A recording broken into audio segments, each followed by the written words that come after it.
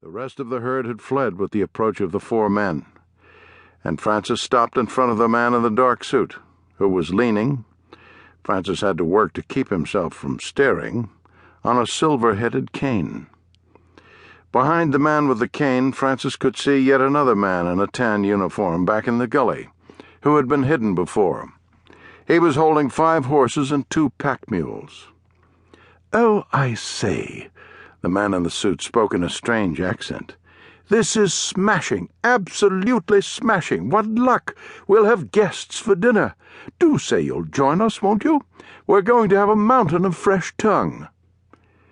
"My name is Francis, this is Lottie, and the boy back there is named Billy." "Oh, do forgive me. My name is Bentley.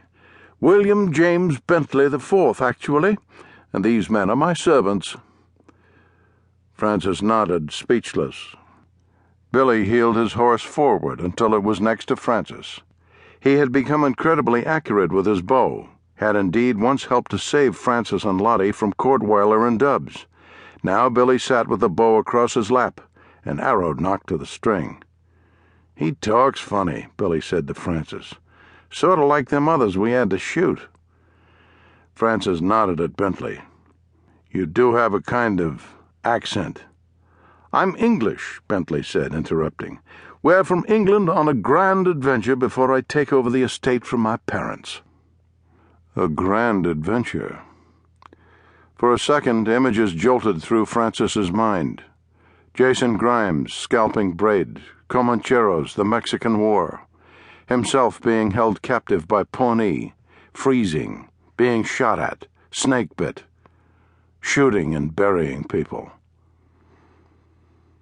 "Why, yes, your Oregon Trail is quite the thing in England. Stories of the trail in the wilderness abound. We came over last year and wintered in Independence, where we also outfitted, although I brought my own rifles. They were made by a superb gunsmith named Drills. Then we started west with pack mules." This man, thought Francis, actually talks more than Lottie. "And made rather good time, what with this absolutely capital early spring and all the grass for the livestock. Much better time than we would have made pulling wagons." Francis held up his hand. "Please, just a minute." "Let him talk, Francis," Lottie said. "His voice is pretty like a bird." Francis shook his head. "Do you have a guide?" "Why?" Bentley shrugged. "One simply travels west." Francis sighed. He was hoping for a guide to tell him how far north they had to go to hit the trail. "You mean you've come all this way with no guide?" "Assuredly.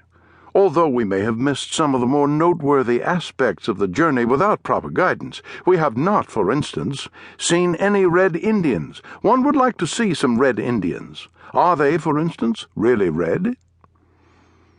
Francis thought back again to Braid, to the Comancheros. "Oh my, yes, let us see some red Indians." He pulled his thinking back to the present. "You shot 12 buffalo." "Quite. My men reloaded for me so that I could just keep firing. Splendid, what? Mind you, it's not as good as back in the grass prairie. We had a day when we shot 72 of the great beasts. It was capital, simply capital."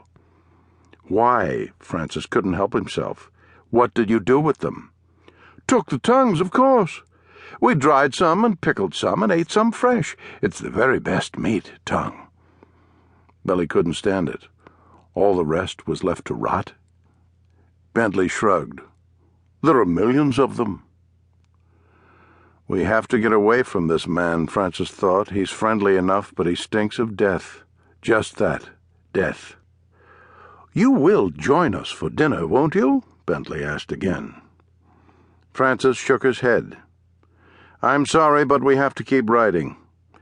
Out of the corner of his eye he saw Lottie throw him a sharp look, but for once she remained quiet.